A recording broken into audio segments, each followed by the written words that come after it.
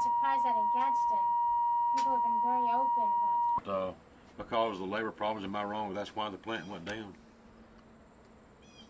They closed the plant, moved everything out. Yeah. Let's go back down. Are you ready, Jimmy? Yeah. Okay, then start asking your father about why he left the plant and then what he was up against, okay? The union was up against. Well, now, Daddy, I don't understand. Now, I know you worked at worked at the mill over there with Papa, but how long did you work there, and why did you leave there? I just worked 3 years. Were you working there when they had the labor problems? Yes. What, did they try to organize a union or what? Yeah, they tried to. But Was that when they closed it, or is that why you left? no. That's what after it had done started organizing. I reached up to get my card one night, and it wasn't there. The company had taken your cards up? Yeah. Well, did they take the cards of the ones that tried to organize? Yeah. And Did they split the employees by doing that? Was there a group yeah. that wanted to organize, others that didn't? Yeah, they discharged 64 in 1 week. Well, so is that why you left? Well, the reason I left because they just done it.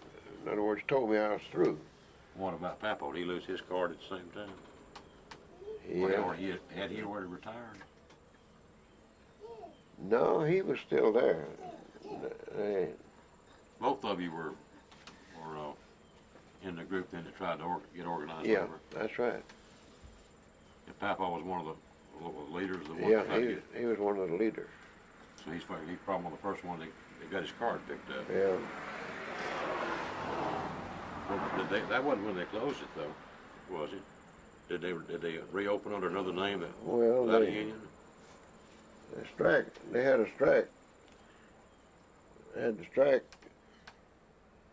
because they couldn't get the company to recognize them. And the strike lasted 72 days. Well, of course, there wasn't any kind of benefits back then like unions have now, where they could draw out of a sub pay or something like that. No. What did? Now I don't understand. Why did Papa lose his job there, not to ever go back? Did they reopen the plant? Yeah, well, after the strike, he asked for his job, but they wouldn't give him his job back. How old was he then? I don't know. He was still in his 60s, but I don't remember exactly. But he never went back in the mill after that. How'd y'all get by? I mean, what'd you do? Live on what you made, or? Well, we did. They just picked up a little job here and yonder, different things. There wasn't no such thing as drawing Social Security. Any kind of state funds or nothing available to draw? No. What did most of the people get to keep their jobs if they weren't in with the ones trying to organize a union? Yes. So they pretty well knew who was and who was not trying to organize a union. That's right. Because I know when they closed the plant eventually, I was in high school. Remember when they closed it under another name? It was not Dwight Mills. It was something else. Cone. They weren't union either, were they? So after this attempt to organize that particular plant never was a union plant. They never got an organization in there. What were they asking for? Just more money or some type of benefits? Did they have any benefits? Well, they was asking for 8 hours a day, and they'd been working 12. Then they wanted regular wages. In other words, they wanted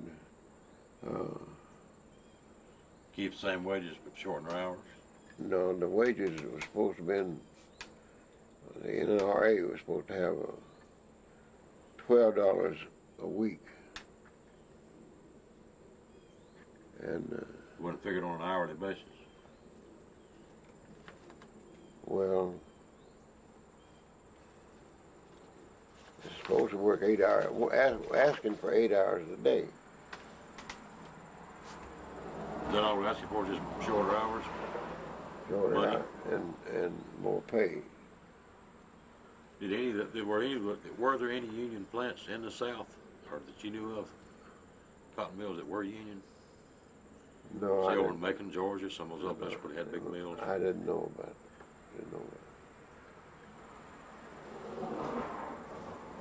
I never knew he was, I've heard you talk about the problem they had, but I never knew that my grandfather was, on the, whatever committee or whatever they got up to try to organize. This thing stated 1935, isn't it?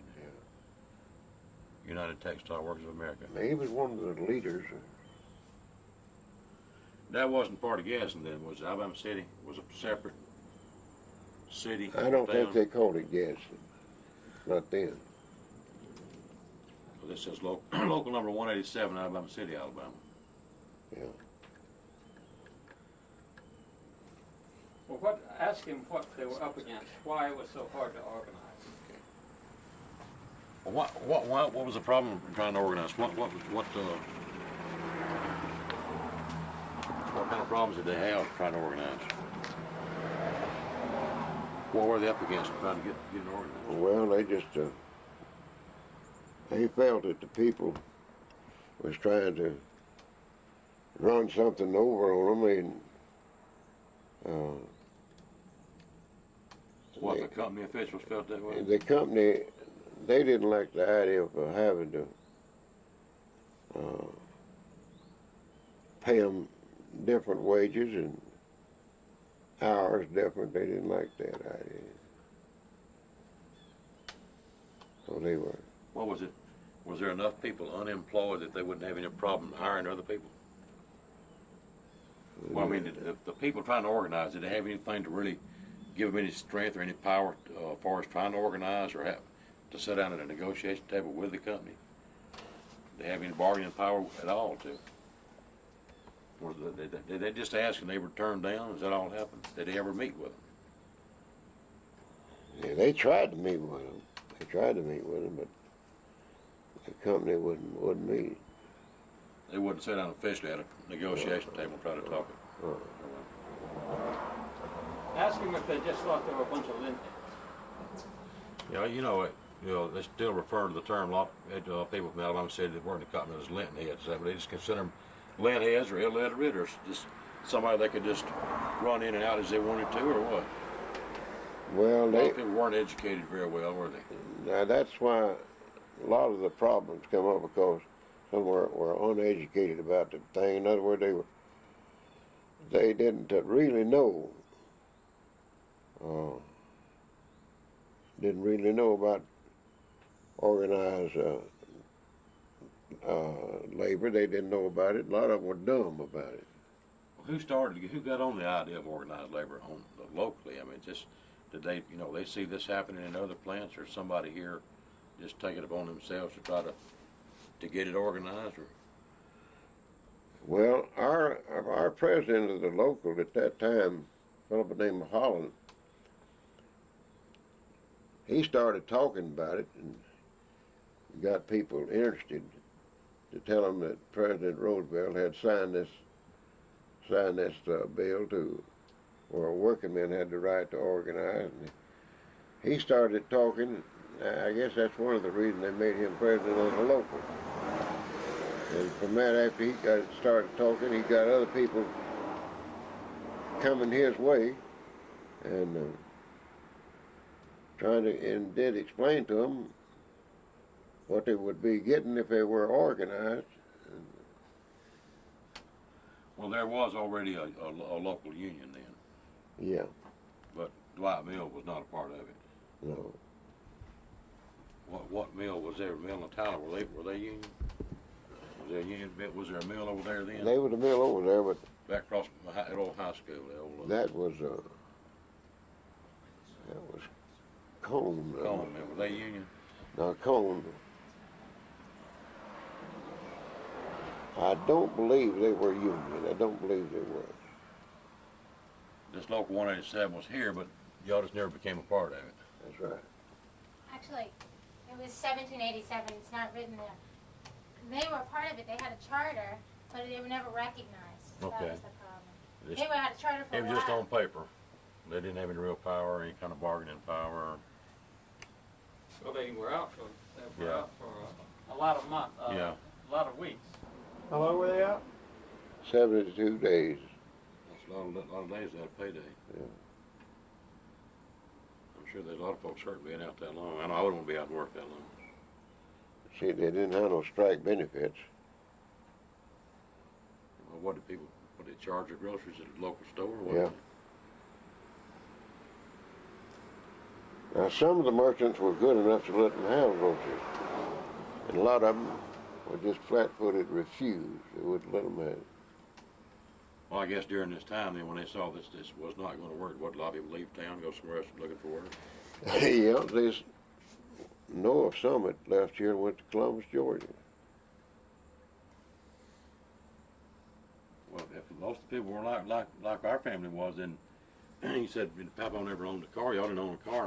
Most what, they'd ride buses or what? How'd you Yeah. get these other towns? Just pack up what they, personal things and just get on the bus and leave. I Yeah. guess. That's right. There's one document there that says it's an injunction against violence. Yeah, the one in your hand. Permanent injunction for violence, White Manufacturing Company. Yeah. I reckon the Carl Ballard's on here. That's one of your cousins. He's first cousin, isn't he? Yeah. He left there and went to the steel plant, Republic Steel, Guff Steel it was back then. He leave also because of the labor problems? Is that why he left? They take up his car too, and he didn't have a job. I don't know about that. I just know he was a carpenter and he just left there and went over and went to work at the steel plant. I was telling you a while ago, a lot of these names are family names of people that are still over in Alabama City. What about Carl's brothers? He has some brothers. Did any of them work over there? He has only one.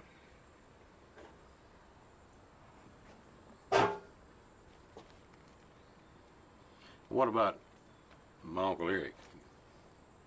Did he work there during that time? Oh, yeah. He stayed till it closed, didn't he? Yeah. 'Cause he wasn't in on this bunch that lost his card apparently. No. Now, since she's here, she could tell you more about that than I can. 'Cause I know they closed the mills here. He went to South Georgia and worked, That's right. and then came back to Anderson and worked till he retired. Yeah. Chicopee Mills. Yeah. Well, when you were growing up in the mills, in the mill village, did you or your friends know anything about all this No, organization? so I was born right here, on the mountain, and we heard bits and pieces about, most of what I remember was just the part about the violence, about people trying to come in and take their jobs while they were out on strike. And I have thought about that. I'd probably be pretty much the same way about trying to take my job, I want to defend it too. That's about all I ever heard about. I never knew anything about these, or about my grandfather even being on any kind of committee that tried to organize a union. What did you learn in school about organized labor and Gadsden? Well, around Gadsden, when I went to school in the late 50s and graduated in 61, there was two plants, basically, or three. There was Goodyear Time River Company, Republic Steel, and Alice Chalmers. And that was the thing then. If you got out of high school, get a job at either one of these three plants, you were there for life. If you ever got your foot in the door, either one of these plants, you were there. It's not the case anymore. The steel plants exchanged hands twice. Alice Chalmers is out of business, and Goodyear's, the boat's rocking, so. Well, was there anything in your high school history class, is there anything about unions? Oh my God.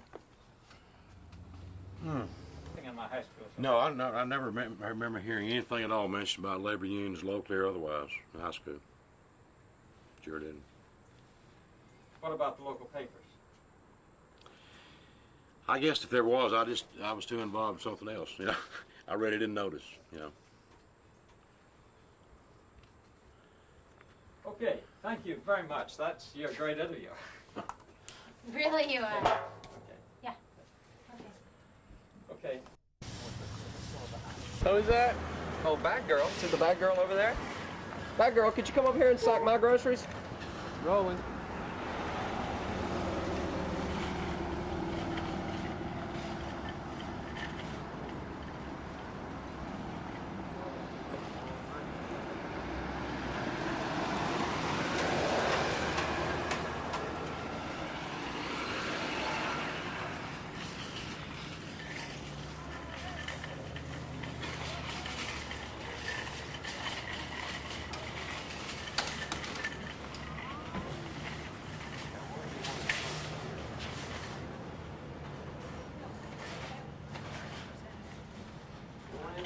Yeah.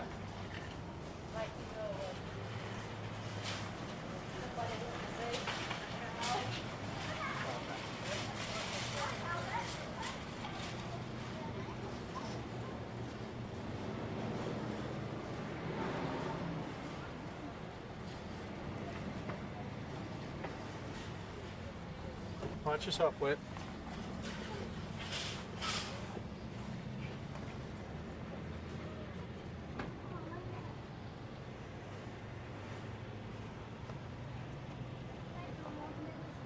Okay, let's try it again. Okay, come on.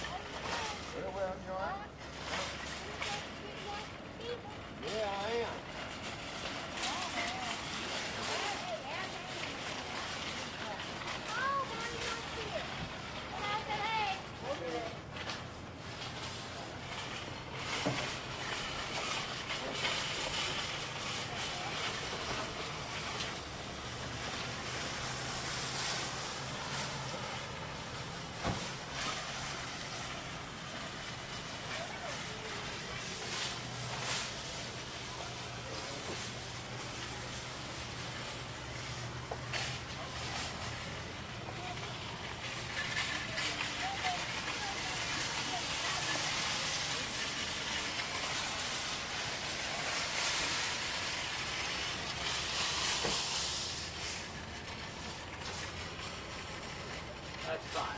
That's good. We'll never take it any further than that. Just Hang on, I'm on a close-up. Okay.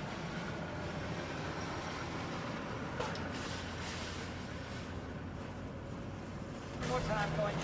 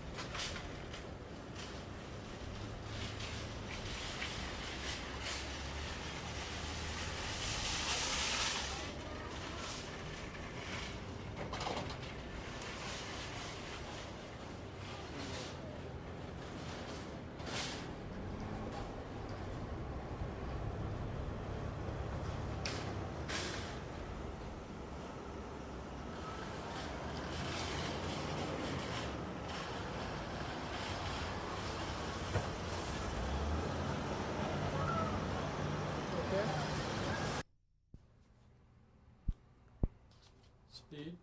Okay.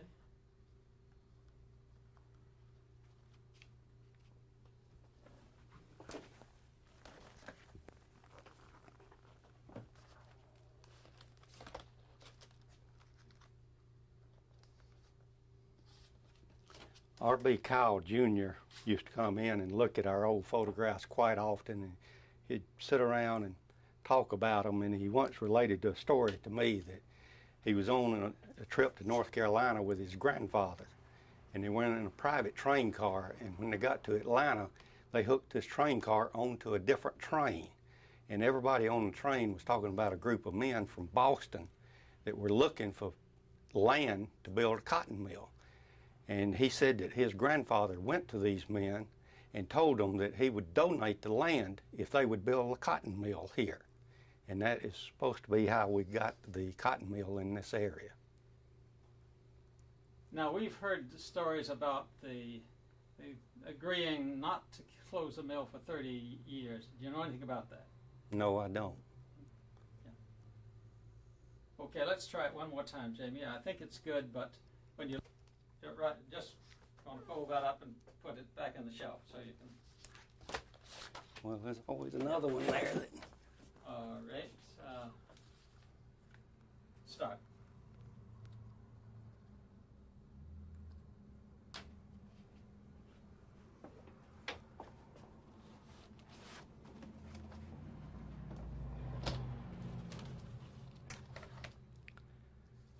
R.B. Kyle Jr. used to come in quite often and look at our old photographs. He was the grandson of the Colonel Kyle, who was in the Civil War, of course. And he used to look at our photos and talk quite often. And he once told about going to North Carolina with his grandfather in a special train car. And when they got to Atlanta, they hooked this car to another train. And everybody on the train was talking about these men from Boston looking for land to build a cotton mill. So his grandfather went to these men and told them that he would donate the land if they would build a cotton mill here.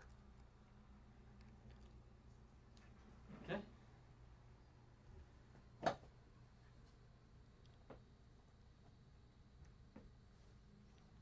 Right. Okay. Speak.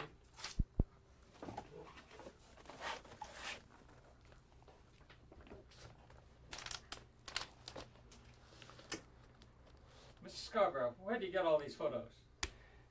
Well, years ago, we had a customer bring in an album of old photos about 1915 to 1920, and we reproduced them, and the people just seemed to be so interested that we just started collecting them. And the collection has just been building. People now will bring them to me because they know that I'm interested in preserving them for people on down the road. And it looks like it's going to be one of the few things that I'll have to pass on to my grandchildren. And we have prints come in every day, just about. Tell us about the ones you have of the Dwight mill. On Dwight Mill. Oh, God. That's right. Tell us I'm about sorry. what you have of the Dwight Mill Village. On Dwight Mill Village, we have a whole album of just the mill and related activities, and another album on Dwight School, which of course was involved with the mill. And quite often someone will come up maybe with the same photograph, but a little bit more on it that tells us more. That was how I learned the location of Dwight Inn. It was on the end of an aerial photograph that the copy I had, it had been cut off, but this copy that a customer brought in had it on it. What about the Dwight Mansion, the Kyle Mansion? The Kyle home was out on Forest Avenue, and R.B. Kyle Jr. used to come in and look at our photographs quite often and talk about them, and actually had brought me some of them. And he related a story as to how he was on a special train car with his grandfather on a trip to North Carolina, and when they got to Atlanta, they hooked their car onto another train, and everybody on the train was talking about men from Boston looking for a place to build a cotton mill. And he said his grandfather went to these men and told them that he would donate the land for the mill if they would build it here. So that supposedly is how Dwight Mill located here. Who was that young man? R.B. Kyle Jr., grandson of the Confederate veteran Colonel R.B. Kyle. Is that a story that everybody in town knows? I've just told it to a few people, but I have read it, so it is known. Somebody has written it up in the paper. Now, one of the things that absolutely puzzles us is that we know there was a great big kerfuffle here, strike, labor struggles during the 30s, and we haven't found a single picture of any of that. Do you know why? No, I couldn't say why. I'd almost think that the mill ownership being very influential, that the newspaper would stay away from it. But that seems, we don't have any newsreel footage. We don't have any, we see some stories in the Birmingham papers, but again, no pictures. And we've got pictures from almost every other community. Now, I can't say. Would you say that we made a thorough search? Yes, I would. Do you get snapshots from people from Dwight Mills in the 20s and 30s? Yes, we do. Could you describe some of the things? Could you show us some? Well, we just more or less assimilate them into our collection. And it takes a little time to make copies of them and bring them up. And we actually have stacks of pictures that we just hadn't even had time to place in our albums yet. Were these snapshots taken by amateurs who lived in the mill? Yes, some amateurs and occasionally a professional shot. When I say professional shot, I'm usually thinking of school groups and things of that nature. What's happened to the old portrait photographer that you used to see in every town? Well, we had a good many of them. One of the most notable was over in Alabama City, P.C. Smith, who really covered this town with photographs. But he's gone now, and at one time I heard a rumor that his negative files were in the old building on top of the darkroom, so I immediately went tearing over there, and the old darkrooms had been torn out and there was nothing in the building. So I may have missed a real find there. Do you have any other sources of photographs that you could suggest for us? No. Other than just locating the individuals who have them. Can we stop for a second? Yeah. Tell us about Dwight Mills. Well, now, Dwight Mill, we have pretty good coverage of. We have several albums of the mill and related activities. And it's, of course, a little hard to talk about that without including a little bit of Alabama City, too. But we have customers and just the general public that know we collect these photographs, and from time to time they bring them in to us. And of course, we're not interested in all of them, not so much people, but of activities and schools, and of course the mill itself. What are the favorite photographs? The gate out front with all the ivy on it. I'm not sure. That's what Dwight Mill is to a lot of people. When you talk about Dwight Mill, that's the image they think of, is that round tower with the ivory growing all over it. We had a lady last night describing it as a castle. Well, especially to a child, I can see and understand that the dispensary was in there. And that's where they would go when they had to go see the doctor. Do people come in and talk about their memories in connection with these photographs? Yes, they do. And sometimes we pick up some good information that way, and at other times they tell us things that conflict with what other people have said. So we just try to walk down the middle of the road and listen to both opinions and try to decide which one is the true one. It must be difficult to date these things and to identify the people in them. Yes, it is. A lot of times you can date them within a few years by the clothing that they wear. But now, so far as identifying them, that's quite difficult.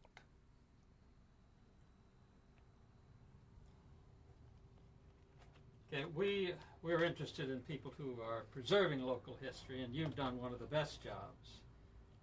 What got you started? Well, an album that a lady brought in made by her father-in-law. His name was A. Leeberg, and he had a motorcycle shop, and I know that he sold photographic supplies and also took pictures of parades and activities and sold them to the public. And we copied some of these, such as the original Armistice Day parade. And people were so interested in them that we just started collecting them. And we now have over 4,000, and most of them are local. At first I was only interested in local items, but now I will latch on to just about anything that I see.